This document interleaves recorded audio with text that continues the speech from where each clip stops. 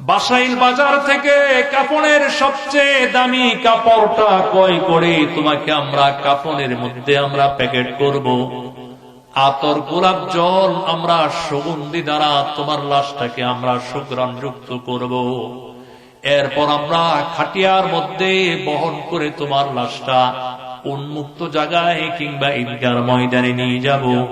মসজিদের ইমাম খতিব সাহেব যখন 4 তাকবীরে জানাজার সালাত পড়াবেন, তোমার লাশটাকে আমরা বিসমিল্লাহি ওয়া আলা মিল্লাতি রাসূলিল্লাহ বলে কবরের মধ্যে রেখে দিব। সুবহানাল্লাহ। এরপরে আমাদের পরিবার, আত্মীয় স্বজন, গ্রামবাসী আমার আপনার কবরটা ধীরে ধীরে ভরাট করে দিবে, ঠিক কিনা বলেন? আস্তে আস্তে কবর ছেড়ে আমাদের গ্রামবাসী, পরিবার, সন্তান, ফ্যামিলি সব চলে আসবে। নাকি বলেন আমি আপনি মারা যাওয়ার সময় আমার আপনার পরিবার পরিজন 2-1 জন আমার আপনার কবরের মধ্যে ঢুকে নাকি বলেন? কেউ যাবে না। ও মুসলমান, আমার আপনার পরিবার পরিজন কবরস্থ করে ধীরে ধীরে কবর ছেড়ে চলে আসবে, কারণ দুনিয়াতে তাদের হায়াত আছে, আমার আপনার হায়াত শেষ। 3 নম্বর, আমালুহু, আমার আপনার আমল বলবে বন্ধু তোমার সম্পদ মৃত্যু বরণ করার সাথে সাথে তোমার থেকে বিচ্ছিন্ন হয়ে তারা বিদায় নিয়ে চলে গেছে। তোমার পরিবার পরিজন ম্যাক্সিমাম কবর পর্যন্ত রেখে চলে গেছে। ও বন্ধু, শুনে রাখো, জেনে রাখো, আমি আমার দুনিয়ার মধ্যে ছিলাম, এখন আছি, মৃত্যুর পর কবর, হাসর নাসর, মিজান আর পুলসিরাত, প্রত্যেকটা গাটিতে তোমাকে যথাযথ সাহায্য করার চেষ্টা করব। সুবহানাল্লাহ। আল্লাহ তাআলা মানব দেহটাকে কত সুন্দর, চমৎকার, নিখুঁত করে বিন্যস্ত করেছেন। আমার আপনার পা থেকে মাথা পর্যন্ত ইন্টারনাল এক্সটার্নাল কত বডি পার্ট, অঙ্গ প্রত্যঙ্গ দান করেছেন। এগুলোর মধ্যে অন্যতম দামি গুরুত্বপূর্ণ একটা অর্গান, নিয়ামতের নাম হলো কিডনি। এই কিডনি যে কত দামি মূল্যবান সম্পদ, নিয়ামত, যার কিডনি ড্যামেজ হয়ে গেছে কেবলমাত্র সেই বুঝতে পারে। একটা কিডনির ওজন সর্বোচ্চ 200 গ্রাম। মেডিকেল সায়েন্সের ভাষ্যমতে এই কিডনি দৈনিক মানব দেহের মধ্যে 150 লিটার রক্ত ফিল্টারিং করে দিচ্ছে, পরিশোধন করে দিচ্ছে। বলুন তো এর জন্য আমাকে আপনাকে কয় টাকা মূল্য পরিশোধ করতে হয়?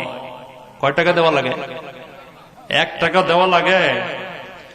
ও মুসলমান, একটু চিন্তা করে দেখুন, একটা কিডনি ডায়ালাইসিস মেশিনের ওজন হলো 200 কেজি। আল্লাহ না করুন আমার আপনার মধ্যে যদি কারো কিডনি বিকল হয়ে যায়, ড্যামেজ হয়ে যায়, নষ্ট হয়ে যায়, সপ্তাহে অন্তত 1 থেকে 2 বার কিডনি ডায়ালাইসিস করতে হয়। প্রতিবার খরচ পড়ে 3 থেকে 4 হাজার টাকা। আল্লাহ তাআলা কিয়ামতের দিন যদি প্রশ্ন করেন, গোলাম আমি তোমার জন্মের পর থেকে নিয়ে মৃত্যু পর্যন্ত এই কিডনি নামক ডায়ালিসিস মেশিনের মাধ্যমে দৈনিক আমি 150 লিটার রক্ত ফিল্টারিং করে দিয়েছিলাম, গোলাম আজকে তুমি সেগুলোর মূল্যটা পরিশোধ করে যাও। বলুন তো কিয়ামতের দিন আল্লাহর আদালতে সেদিন কি হিসাব দিতে পারবো? এমন হাজার হাজার নিয়ামত আল্লাহ আমাদেরকে দান করেছেন। যে আল্লাহ আমাকে আপনাকে সুস্থ সবল রেখে সুস্থ অবস্থায় ইমানি হালতে, ইমানি পরিবেশে, এমন চমৎকার অনবদ্য সুন্দর পরিবেশে আসার বসার তৌফিক দান করেছেন, সেই আল্লাহর জন্য জবান ছেড়ে একবার আল্লাহর জন্য নারে তাকবীরের স্লোগান কি দেওয়া যাবে? নারে তাকবীর। এই আওয়াজে হবে না, জোরে আওয়াজে বলতে হবে নারে তাকবীর। নারে তাকবীর স্লোগান দিতে শুনতে তো কোনো সমস্যা নাই, আছে নাকি বলেন? এক সময় আমরা ওয়াজ মাহফিলের মধ্যে নারে তাকবীরের স্লোগান দিলে আশেপাশের পাতি নেতারা এসে আমাদেরকে প্রতিবাদ করত, বাধা দিত, ঠিক কিনা বলেন? আজকে পাতি নেতারা কই এখন বলেন তো? পাতি নেতারা সব কোথায় গেছে? পলায়ে গেছে গা। ও মুসলমান, চিন্তার কোনো কারণ নাই। গোটা বিশ্বব্যাপী মুসলমানদের জন্য জিহাদের ডঙ্কা, জিহাদের ডাক এসে গেছে। আজকে সিরিয়ার মুসলমানরা দীর্ঘ ২০-২৪ বছর খুনি সন্ত্রাসী বাশার আল আসাদকে প্রতিহত করে হটিয়ে এসটিএস নামক মর্দে মুজাহিদিনগণ, সুন্নি মুসলমানগণ, তারা এখন দামেস্ক জয় করেছে। ঠিক কিনা বলুন? ও মুসলমান, আজকে আমাদের পার্শ্ববর্তী রাষ্ট্র ভারত থেকে আমাদেরকে হুমকি ধুমকি দেওয়া হচ্ছে। আমাদের চিটাগাং তারা দখলে নেবে, বাংলাদেশের অমুক জেলা, অমুক জায়গা, অমুক থানা, অমুকটা দখল করার হুমকি দিচ্ছে। ঠিক কিনা বলুন? আমরা ভারতকে পরিষ্কার জানিয়ে দিতে চাই, এদেশের ২০ কোটি মুসলমানদের ১ ফোঁটা রক্ত থাকা পর্যন্ত বাংলাদেশের ১ ইঞ্চি ভূমি পৃথিবীর কোন শকুনদেরকে দখল করতে দেওয়া হবে না। ঠিক কিনা? তোমরা আমাদেরকে হুমকি দাও, আমাদের রাষ্ট্র দখল করবা। ভারতের টেলিভিশনগুলো আমাদের বিরুদ্ধে তারা অলরেডি যুদ্ধ ঘোষণা করে ফেলেছে। ঠিক কিনা বলেন? মুসলমান, এরা আমাদেরকে হুমকি দেয়, মৃত্যুর ভয় দেখায়। আরে বেওকুফ, আরে গর্দবের দল, আমরা তো মরার জন্য প্রস্তুত, আমরা মরার জন্য প্রস্তুত। মরলে শহীদ, বাঁচলে গাজী, এই স্লোগানে বিশ্বাস করে আমরা সম্মুখ পানে এগিয়ে যাব। পৃথিবীর কোন শক্তি আমাদেরকে ১ মুহূর্তের জন্য মাথা নত করাতে পারবে না। ঠিক কিনা? এরা আমাদেরকে ভয় দেখায়। আরে বেকল, তোরা খাস গরুর মুত, কি খাই?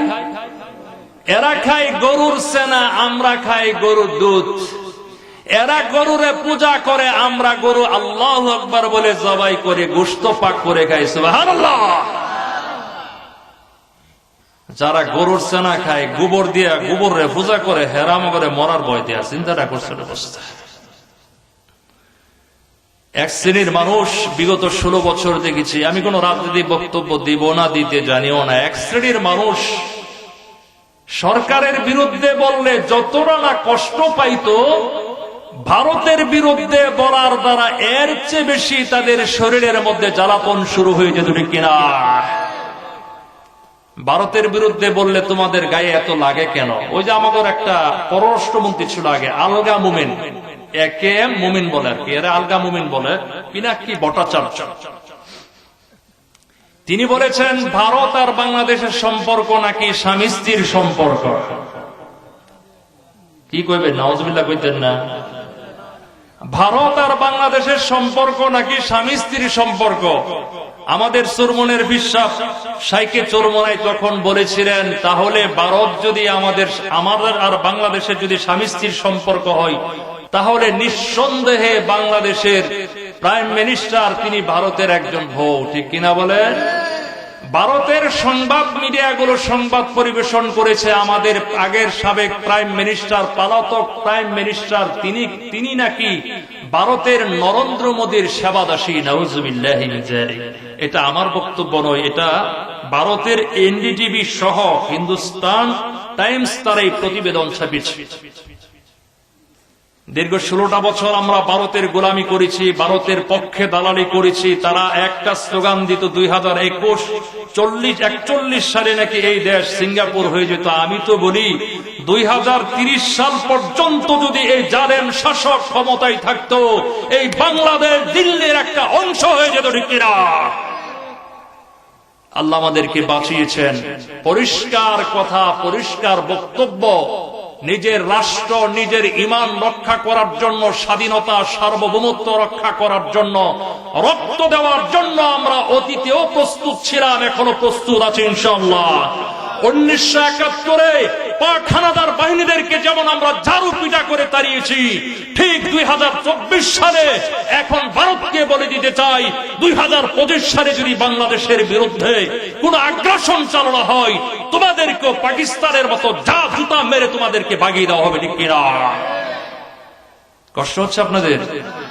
বুঝি কষ্ট হইতেছে, আপনারা স্লোগান টোগান দিতেছেন, আমার গলার অবস্থা খারাপ হইতেছে।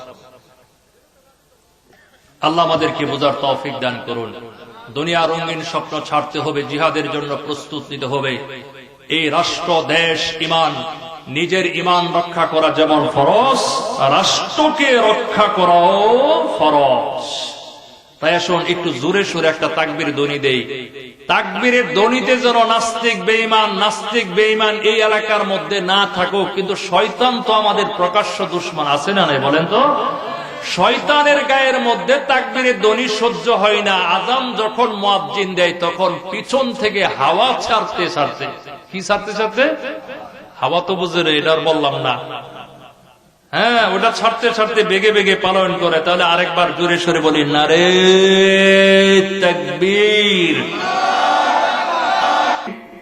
আমি আপনাদের খেদমতে মানবতার মুক্তি সনদ মহাবিশ্বের মহাবিশ্বয় মহাগ্রন্থ আল কোরআন কারীমের 3 নম্বর সূরা আলে ইমরানের 185 185 নম্বর আয়াত তিলাওয়াত করেছি। আল্লাহর হাবিব দুজাহানের সম্রাট জনাবে মুহাম্মদুর রাসূলুল্লাহ সাল্লাল্লাহু আলাইহি ওয়াসাল্লামের অগণিত অসংখ্য হাদিসে মুবারাকার মধ্য হতে একখানা হাদিস শরীফ পাঠ করেছি। আমি আমার তিলাওয়াতকৃত আয়াত এবং হাদিসের আলোকে আপনাদের খেদমতে মৃত্যু ও কবর নিয়ে কিছু পর্যালোচনা করব ইনশাআল্লাহ।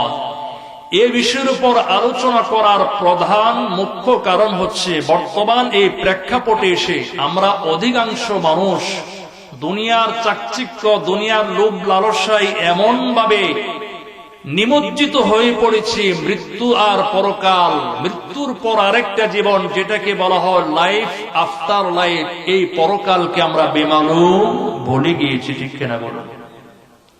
অথচ আল্লাহ রাব্বুল আলামিন পবিত্র কোরআন মাজিদে মৃত্যু ও মৃত্যু বিষয়ক আলোচনা করেছেন টোটাল 165 বার।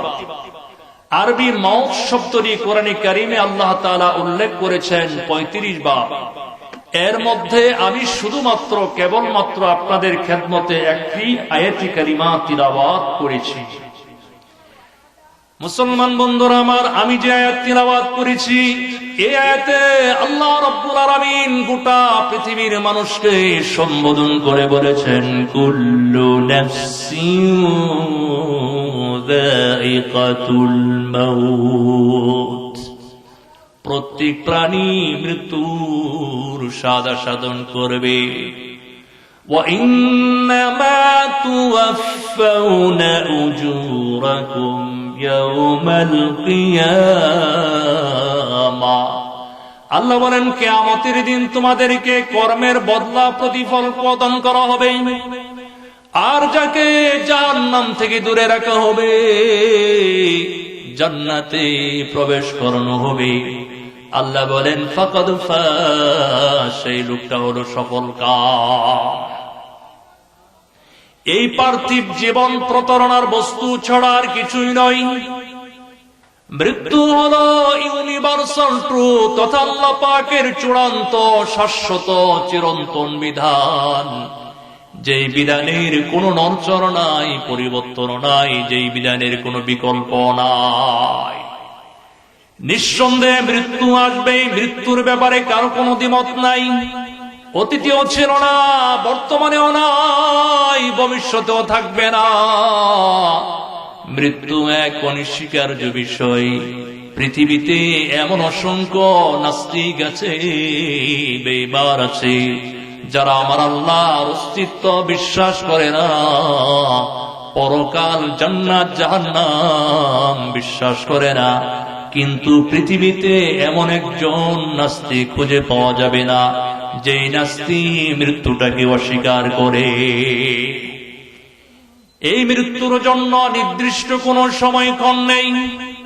বর্তমান বিজ্ঞানের এই চরম উন্নতির যুগেও মৃত্যুর সময়ক্ষণ নির্ধারণ করা সম্ভব হয়নি।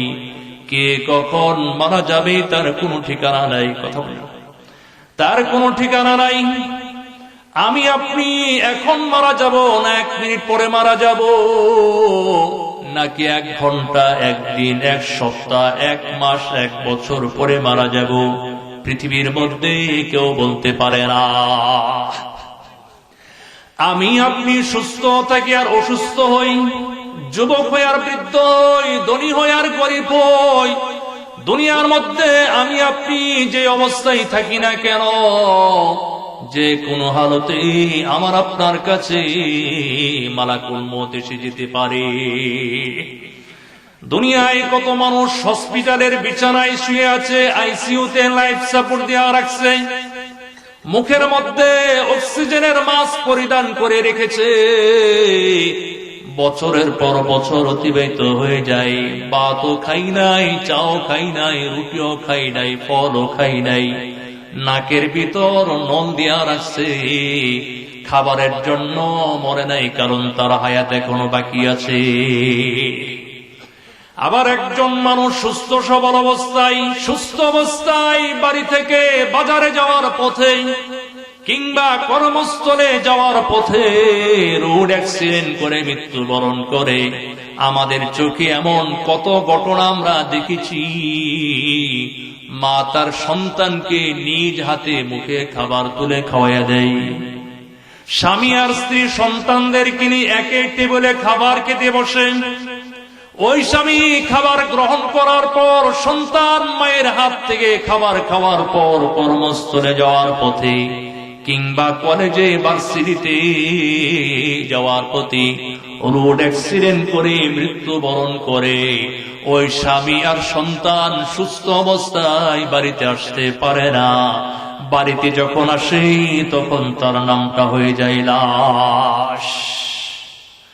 মসজিদের মাইকে অ্যানাউন্স করা হয়, অমুক এলাকার অমুকের পুত্র অমুক টাইম ইন্তেকাল করেছেন, আগামীকাল সকাল 10টায় মরকু উত্তরপাড়া মসজিদের মাঠে জানাজার সালাত হবে। এমন অ্যানাউন্স আছে না নাই বলুন তো? একদিন তোমারি নাম মসজিদে হবে এলান, তৈরি থেকো তৈরি রেখো কবরের মান সামান, একদিন তোমারি নাম মসজিদে হবে এলান। সিল্লা বলেন ঠিক কিনা?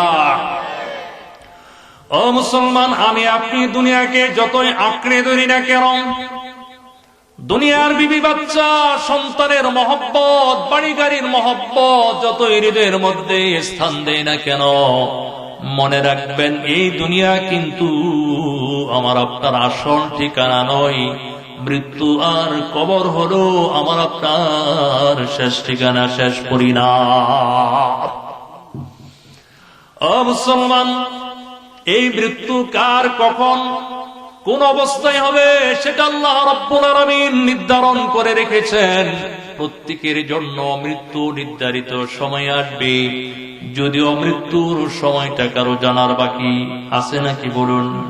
মৃত্যুর সময়টা কারো জানা নাই। আল্লাহ রাব্বুল আলামিন পবিত্র কোরআনে মাজিদের মধ্যে বলেন, ফাইযা জাআ আজালুহুম লা يستأخرون ساعة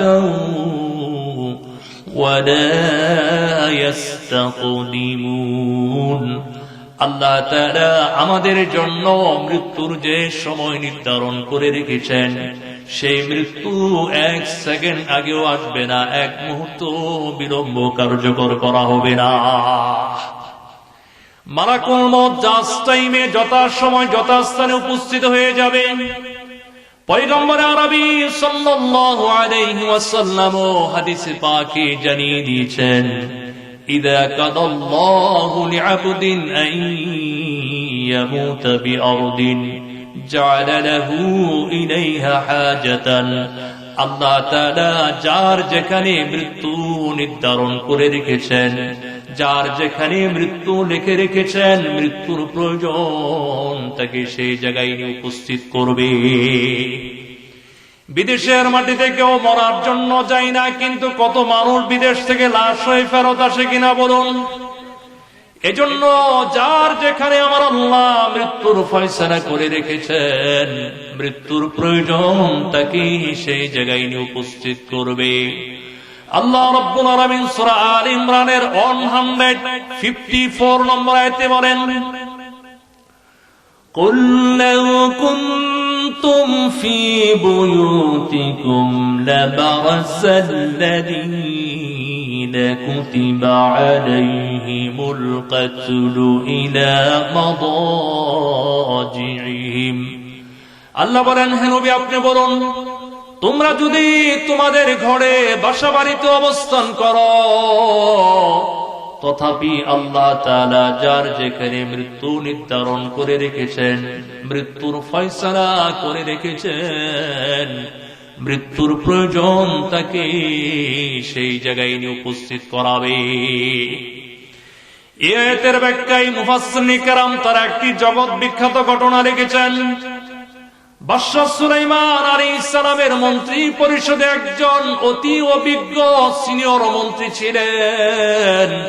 সেই মন্ত্রী আবার তার বাবা পয়গম্বর দাউদ আলাইহিস সালামের মন্ত্রী পরিষদের সদস্য ছিলেন। একদিন সকালবেলা সেই মন্ত্রী বাদশাহ সুলাইমানের দরবারে বসা আছেন। এমন সময় একজন অপরিচিত আগন্তুক ব্যক্তি বাদশাহ সুলাইমানের দরবারে আগমন করলেন। আগন্তুক আসার পরে বারবার মন্ত্রীর দিকে আজীব দৃষ্টিতে বড় বড় চোখ করে তাকাচ্ছিলেন। অপরিচিত আগন্তুক লোকটির চাউনিতে মন্ত্রীর মনে বেশ ভয় আর আতঙ্ক সৃষ্টি হয়ে গেছে। এবার অপরিচিত লোকটি চলে যাওয়ার পর মন্ত্রী বাদশাহ সুলাইমানকে জিজ্ঞেস করলেন, মহামান্য বাদশাহ, এইমাত্র আপনার দরবারে যে লোকটি আগমন করেছিল সে কি? এই লোকটির চাউনিতে আমার অন্তরে বেশ ভয় আর আতঙ্ক ধরিয়ে দিয়েছে। বাদশাহ সুলাইমান বললেন, এই লোকটা হলো মৃত্যুর ফেরেশতা মালাকুল মউত আজরাইল আলাইহিস সালাতু ওয়াস সালাম।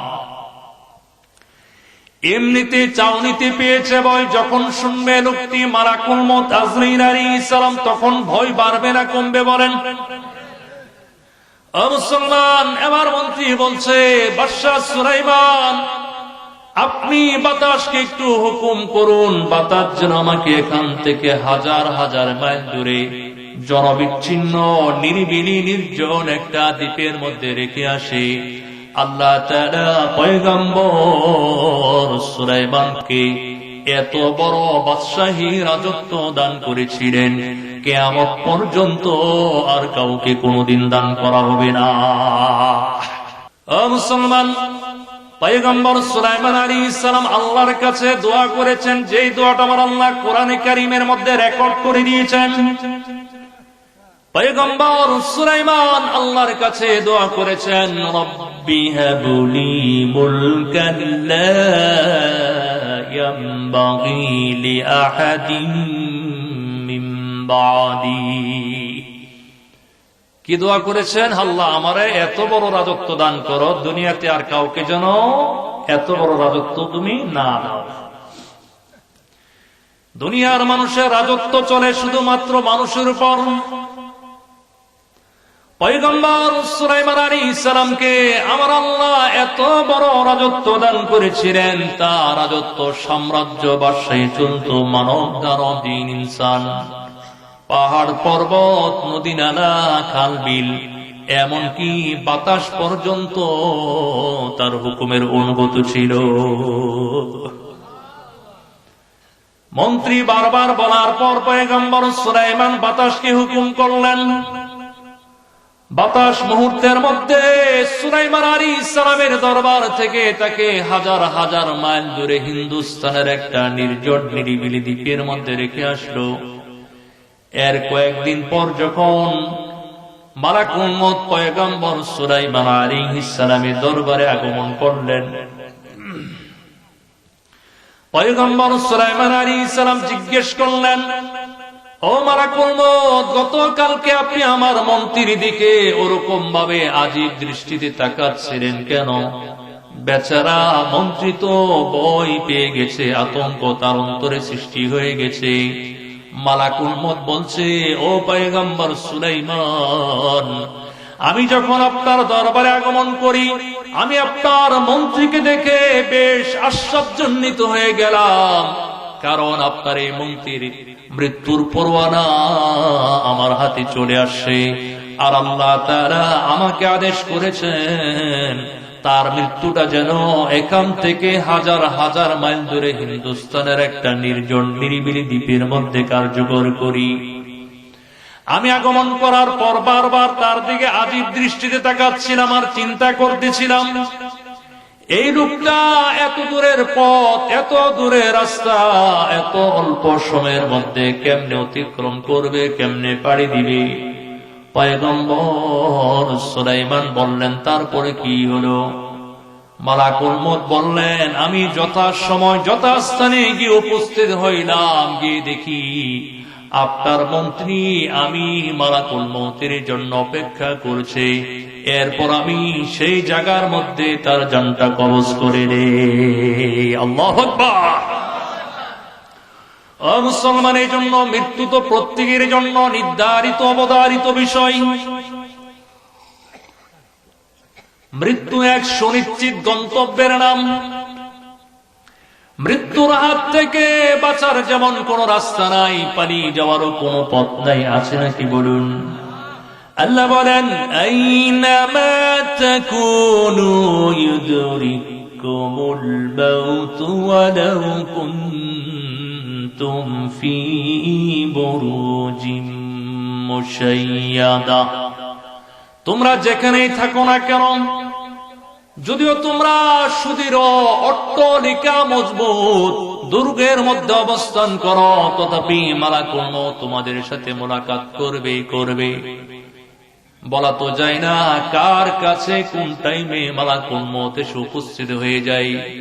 এই যে খাবারের সময় শুনেছি আপনাদের মসজিদের সম্মানিত সভাপতি সাহেব গতকালকে তিনি নাকি ইন্তেকাল করেছেন, ঠিক কিনা বলেন?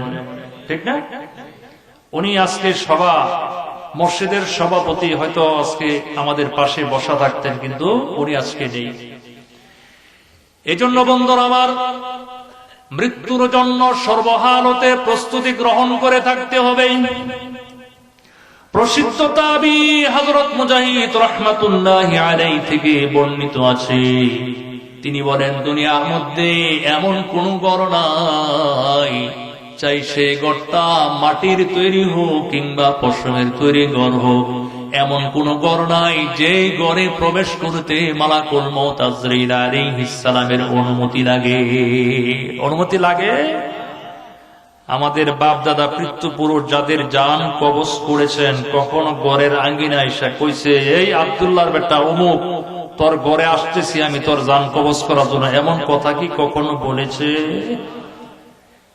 আল্লাহর আসমানের নিচে জমিনের উপর শুধুমাত্র কেবলমাত্র একজনের জান কবজ করার আগে জিবরাইল আমিন মালাকুল মউত আজরাইল আলাইহিস সালাম আল্লাহর নবীর কাছে অনুমতি নিয়েছিলেন। তিনি হচ্ছেন আমাদের প্রাণপ্রিয় নবী, কলিজার টুকরো নবী, সরকারে দো আলম জনাবে মুহাম্মাদুর রাসূলুল্লাহ সাল্লাল্লাহু আলাইহি ওয়াসাল্লামের কাছে। হাদিসে পাক এসেছে, যেদিন নবী আলাইহিস সালামের জান মুবারক কবজ করা হয়, সেদিন জিবরাইল আমিনের সাথে আরো একজন ফেরেশতা আগমন করেন। সেই ফেরেশতার নাম হলো মালাকুল মউত আজরাইল আলাইহিস সালাতু ওয়াস সালাম। জিবরাইল আমিন আল্লাহর হাবিবের হুজরা মুবারকের সামনে এসে দাঁড়িয়ে সালাম জানিয়ে বললেন, ইয়া রাসূলুল্লাহ, আজকে আমার সঙ্গে এমন একজন নতুন মেহমান নিয়ে এসেছি, যেই মেহমান আগে পরে কোনদিন আপনার কাছে আগমন করে নাই। আল্লাহর হাবিব মালাকুল মউতকে নিয়ে আল্লাহর হাবিবের হুজরা মুবারকে প্রবেশ করলেন। প্রবেশ করার পর মালাকুল মউত বলছে, ইয়া রাসূলুল্লাহ, আপনার পূর্বে অতীতে কোন মানুষের প্রাণ কবজ করার জন্য আমি কখনো অনুমতি নেই নাই। আজকে আমি আপনার জান কবজ করার জন্য অনুমতি চাচ্ছি, অনুমতি প্রার্থনা করেছি। যদি অনুমতি দেন তাহলে জান কবজ করা হবে। নবী বলেন, ও মালাকুল মউত, যদি অনুমতি না দেয় কি করবে? মালাকুল মউত বললেন, আল্লাহ বলেছেন সরাসরি উপরে চলে আসতে। পরক্ষণে জিবরাইল আমিন বললেন, ইয়া রাসূলুল্লাহ, স্বয়ং আরশে আজিমের মালিক আপনার প্রভু আপনার দিদারের জন্য, সাক্ষাতের জন্য বেকুল হয়ে অপেক্ষা করেছেন। একথা বলা মাত্রই মালাকুল মউতকে আল্লাহর হাবিব বললেন, ও মালাকুল মউত, তাহলে আর দেরি করো না, তাড়াতাড়ি আমার জানটা কবজ করে নাও। আল্লাহর হাবিবের কলিজার টুকরো কন্যা ফাতেমা রাদিয়াল্লাহু আনহা বলেন,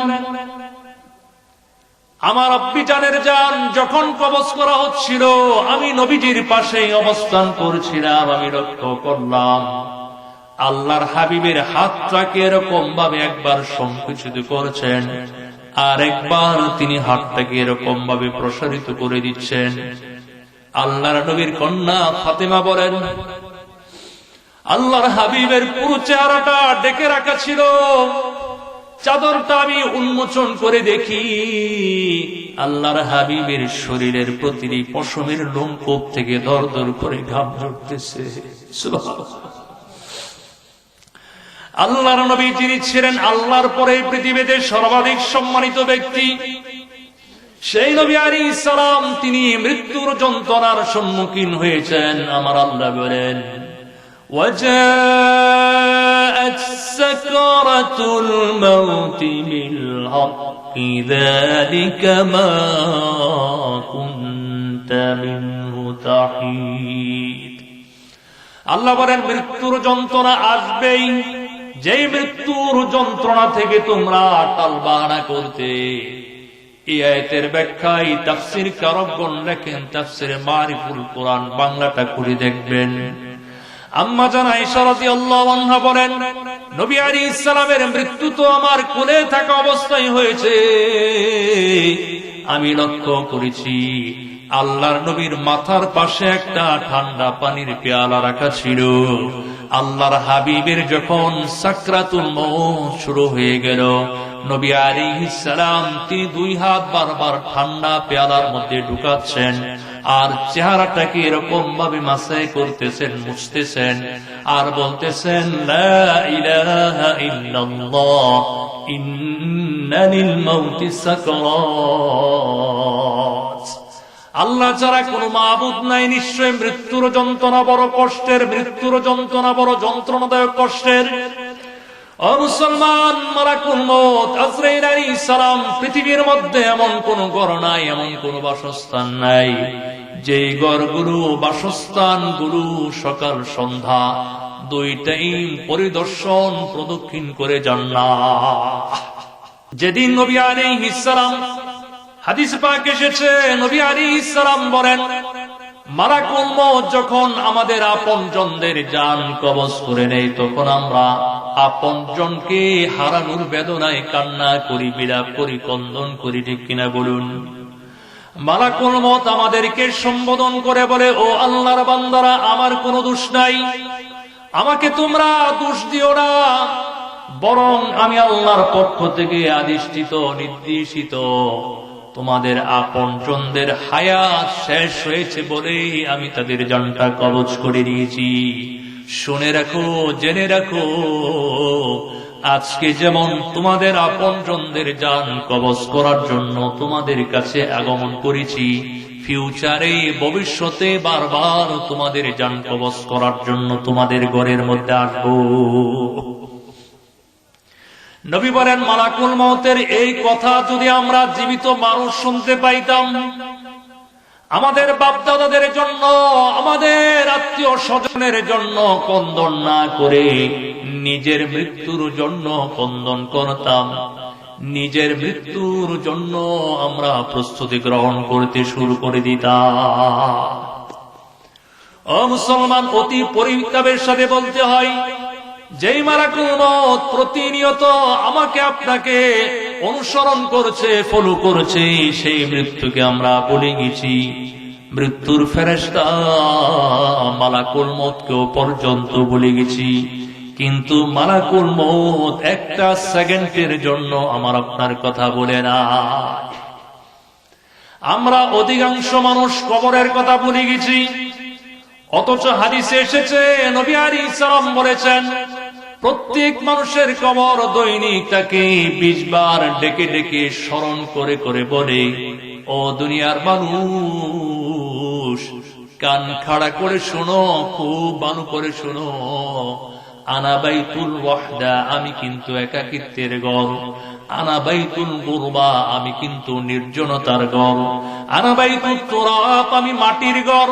আনা বাইতুজ জুলুমাত, আমি অন্ধকারাচ্ছন্নের ঘর।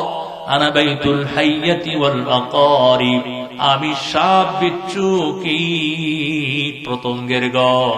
সুতরাং আমার ঘরে আসার আগে দুনিয়া থেকে তুমি প্রস্তুতি গ্রহণ করে আইসো, দুনিয়া থেকে তুমি নেক আমল নিয়ে আইসো। সুবহানাল্লাহ। ও মুসলমান, আমরা দুনিয়াতে বাগান বাড়ি করেছি, ডাক বাংলো করেছি। টাকা থাকলে মরুভূমিকে আমরা শহর বানাইতে পারি। যেমন দুবাইয়ের দিকে তাকাইলে আমরা দেখতে পাই, দুবাইয়ের শাসকগণ তারা মরুভূমির মধ্যে শহর বানিয়ে ফিরেছেন। ও মুসলমান, দুনিয়ার ৬০-৭০ বছরের হায়াতের জিন্দেগিকে আরামায়েশের জন্য, স্বাচ্ছন্দ্যে কাটানোর জন্য আমরা কত আয়োজন, কত প্রিপারেশন, প্রস্তুতি সম্পন্ন করেছি। দুনিয়ার সিস্টেম হলো আমার আপনার বিছানার চাদর, বেডরুমের বিছানার চাদর পুরাতন হলে ওয়াশিং মেশিনে ধুলাই করে নতুন করে নেই। আমাদের গায়ের জামায় ময়লা লাগলে কিংবা ঘাম থেকে দুর্গন্ধ ছড়াইলে সাথে সাথে আমরা আমাদের ড্রেস জামাটা পরিবর্তন করে নেই, ঠিক কিনা বলুন? মুসলমান, যেদিন কবরের মধ্যে কোনো বিছানার চাদর থাকবে না, বালিশ থাকবে না, তোশক থাকবে না, কবরে প্রচন্ড কন করে ঠান্ডা সত্য প্রবাহ থেকে বাঁচার জন্য কোনো কাতা, কম্বল, লেপ, তোশক, জাজিমের কোনো ব্যবস্থা থাকবে কিনা বলুন? আবার প্রচন্ড গরমের সময়, তীব্র গরমের সময় গরম থেকে বাঁচার জন্য কোন ধরনের ইলেকট্রিসিটি, পাখা, এয়ার কুলার, এয়ারকন থাকবে না।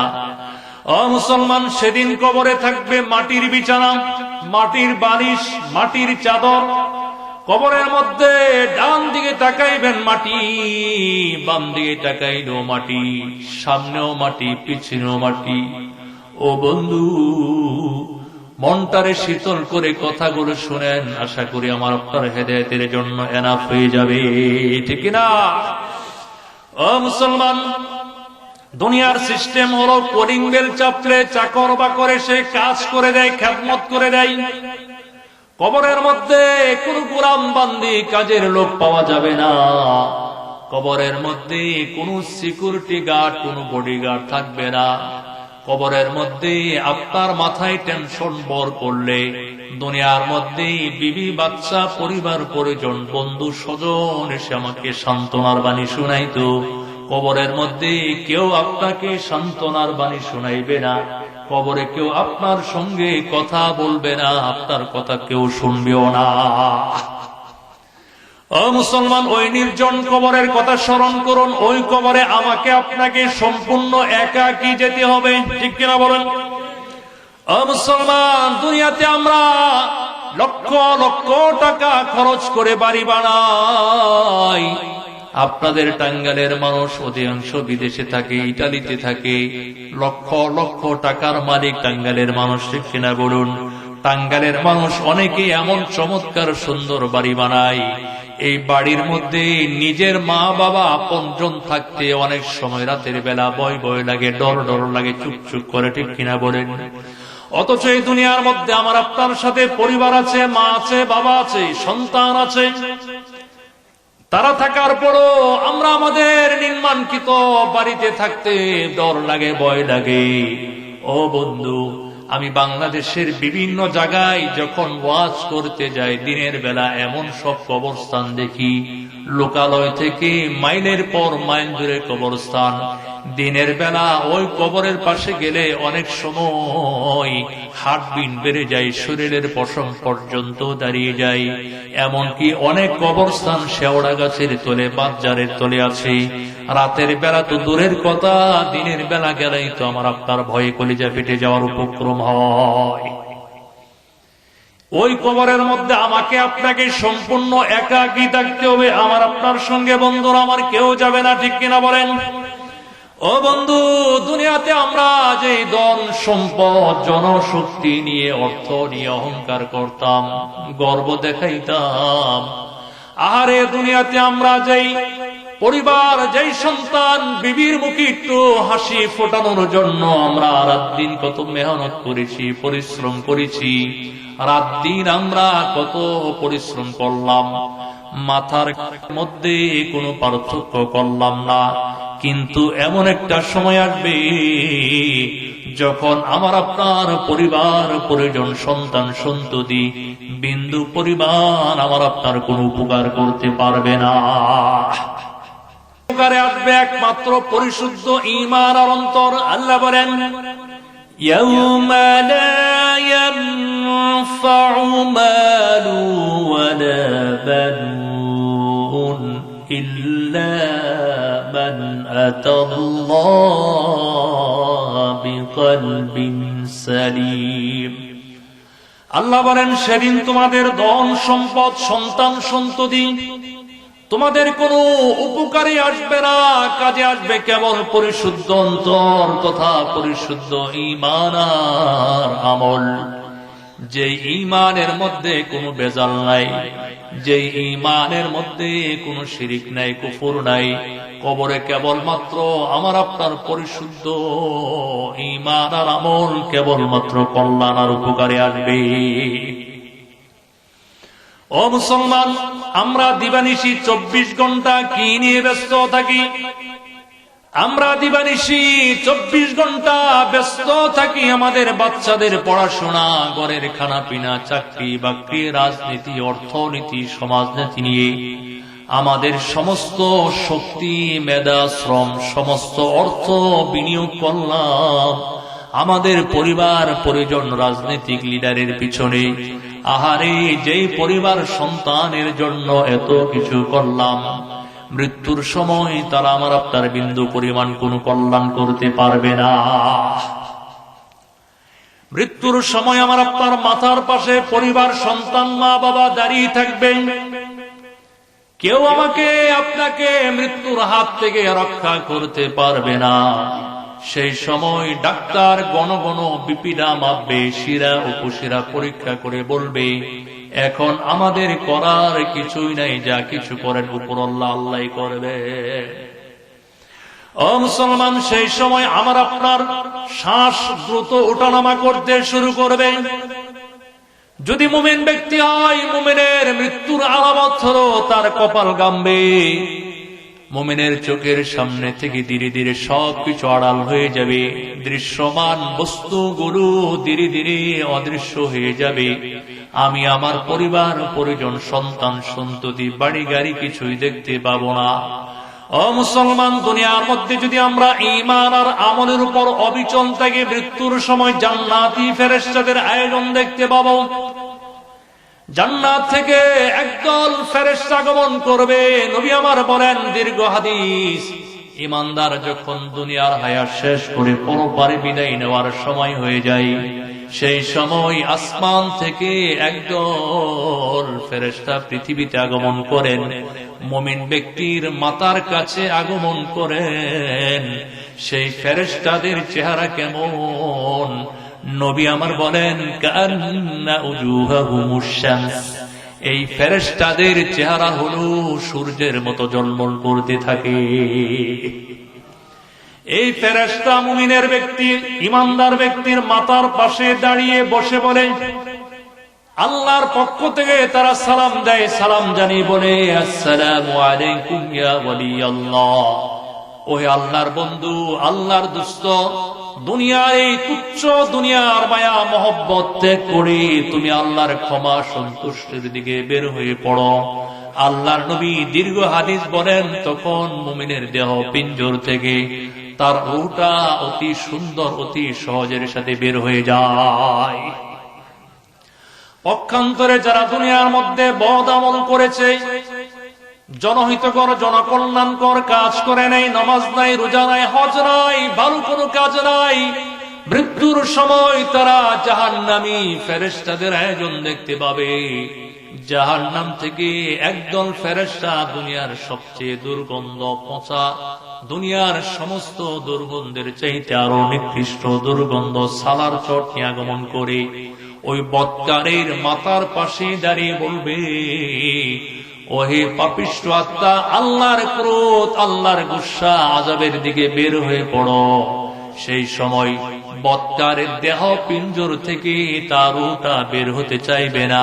ফেরেশতারা টেনে টেনে হিচড়ে হিচড়ে সারা শরীরে কষ্ট দিয়ে দিয়ে তার আত্মাটা বের করে নেওয়া হবে। ও মুসলমান, সেই সময় আমার আপনার পরিবার, সন্তান আমার আপনার কোনো কাজে আসবে না। এই কারণে আল্লাহর হাবিব সরকারে দো আলম জনাবে মুহাম্মদুর রাসূলুল্লাহ সাল্লাল্লাহু আলাইহি ওয়াসাল্লাম বলেছেন, ইয়াতবাউল মাইয়িতা সালাসাতুন ফায়ারজু ইসনান। মানুষ যখন মৃত্যু বরণ করে তখন তার পিছনে তিনটা বস্তু অনুসরণ করে। ফায়ারজু ইসনান, দুটো বস্তু তার থেকে ফেরত আসে। নবী আমার বলেন, ইয়াতবাউ আহলুহু ওয়া মালুহু। মানুষ যখন মৃত্যুবরণ করে তখন তার পিছনে তিনটা বস্তু অনুসরণ করে। এক নম্বর হলো তার পরিবার পরিজন, দুই নম্বর তার সম্পদ, তিন নম্বর আমালুহু, তার আমল। নবী বলেন, ফায়ারজু আহলুহু ওয়া মালুহু, তার পরিবার, তার সম্পদ কবর থেকে ফেরত আসে। ওয়ায়াবকা আমালুহু, তার আমলটা তার সঙ্গে থেকে যায়। নবী আলাইহিস সালাম এই হাদিসের মধ্যে আমাদের পরিবার, সম্পদ, আমাদের আমল, এই তিন বস্তুকে তিন ভাইয়ের সাথে তুলনা করে বলেন, আমাদের প্রথম ভাই সম্পদ স্পষ্ট বলে দিয়েছে, বন্ধু আমি তোমার বড় উপকারী বন্ধু ছিলাম, কিন্তু আমি মরণকালে, মৃত্যুকালে তোমার বিন্দু পরিমাণ কোন উপকার করতে পারবো না। আমি তোমার উপকার করতে পারবো তোমার মৃত্যুবরণ করার আগ পর্যন্ত। কেন বন্ধু?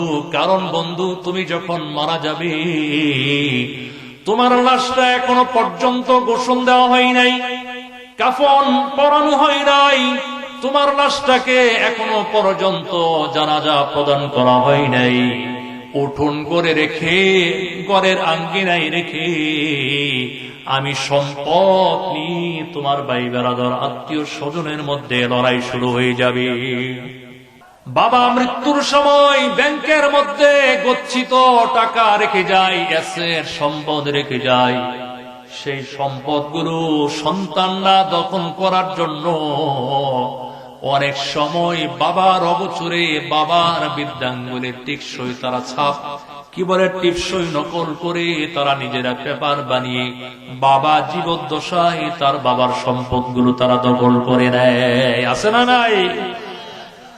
মুসলমান, এই জন্য বন্ধুরা আমার, সম্পদ বলবে, বন্ধু যদি তুমি আমার দ্বারা কল্যাণ উপকার পেতে চাও, কোন রকম কৃপণতা করা ছাড়াই দুনিয়ার কোন মায়া মহব্বত ত্যাগ করে আল্লাহর ঘর, মসজিদ, মাদ্রাসা, এতিমখানায়, দ্বীনি প্রতিষ্ঠানে বেশি বেশি করে দান করে যাও। দুই নম্বর হলো আমালুহু, দুই নম্বর হলো আহলুহু, আমার আপনার পরিবার পরিজন বলবে, আমরা তোমার প্রথম ভাই সম্পদের মতো এতটা নিচু নয়, এতটা হীন নয়। বন্ধু তুমি অসুস্থ হলে তোমার জন্য আমরা সুচিকিৎসার আয়োজন করব, ডাক্তার দেখাবো, তোমার শরীরের মানসিক আমরা শারীরিক যত্ন নিব। যখন তোমার সাকরাতুল মউত শুরু হয়ে যাবে, মৃত্যুর সাথে লড়াই করা তো আমাদের পক্ষে সম্ভব নয়। তুমি যখন মৃত্যুবরণ করবে তখন আমরা তোমার জন্য বিলাপ করে কাঁদব। তোমার অফিস কলিগগণ যখন বাড়িতে আসবে সমবেদনা জানানোর জন্য, তাদের সামনে আমরা তোমার কম্পন কীর্তন করব, বলবো আমাদের বাড়িটা খুবই সুন্দর ছিল, ভালো ছিল, আমার বাড়িটা খুবই দানবীর ছিল, সাংসারিক ছিল। এমন কথা আমরা বলি কি বলি না বলেন? ও মুসলমান, এরপরে আমাদের আত্মীয় স্বজন বলবে, আমরা তোমাকে চমৎকার ডোলে ডোলে সুন্দর করে সাবান দ্বারা গোসল দিব, বাসাইল বাজার থেকে কাপড়ের সবচেয়ে দামি কাপড়টা ক্রয় করে তোমাকে আমরা কাপড়ের মধ্যে আমরা প্যাকেট করব, আতর, গোলাপ জল, আমরা সুগন্ধি দ্বারা তোমার লাশটাকে আমরা সুঘ্রাণ যুক্ত করব। এরপর আমরা খাটিয়ার মধ্যে বহন করে তোমার লাশটা উন্মুক্ত জায়গায় কিংবা ঈদগার ময়দানে নিয়ে যাব। মসজিদের ইমাম খতিব সাহেব যখন 4 তাকবীরে জানাজার সালাত পড়াবেন, তোমার লাশটাকে আমরা বিসমিল্লাহি ওয়া আলা মিল্লাতি রাসূলিল্লাহ বলে কবরের মধ্যে রেখে দিব। সুবহানাল্লাহ। এরপরে আমাদের পরিবার, আত্মীয় স্বজন, গ্রামবাসী আমার আপনার কবরটা ধীরে ধীরে ভরাট করে দিবে, ঠিক কিনা বলেন? আস্তে আস্তে কবর ছেড়ে আমাদের গ্রামবাসী, পরিবার, সন্তান, ফ্যামিলি সব চলে আসবে। নাকি বলেন আমি আপনি মারা যাওয়ার সময় আমার আপনার পরিবার পরিজন 2-1 জন আমার আপনার কবরের মধ্যে ঢুকে নাকি বলেন? কেউ যাবে না। ও মুসলমান, আমার আপনার পরিবার পরিজন কবরস্থ করে ধীরে ধীরে কবর ছেড়ে চলে আসবে। কারণ দুনিয়াতে তাদের হায়াত আছে, আমার আপনার হায়াত শেষ। 3 নম্বর, আমালুহু, আমার আপনার আমল বলবে বন্ধু তোমার সম্পদ মৃত্যু বরণ করার সাথে সাথে তোমার থেকে বিচ্ছিন্ন হয়ে তারা বিদায় নিয়ে চলে গেছে। তোমার পরিবার পরিজন ম্যাক্সিমাম কবর পর্যন্ত রেখে চলে গেছে। ও বন্ধু, শুনে রাখো, জেনে রাখো, আমি আমার দুনিয়ার মধ্যে ছিলাম, এখন আছি। মৃত্যুর পর কবর, হাসর নাসর, মিজান আর পুলসিরাত, প্রত্যেকটা ঘাটিতে তোমাকে যথাযথ সাহায্য করার চেষ্টা করব। সুবহানাল্লাহ।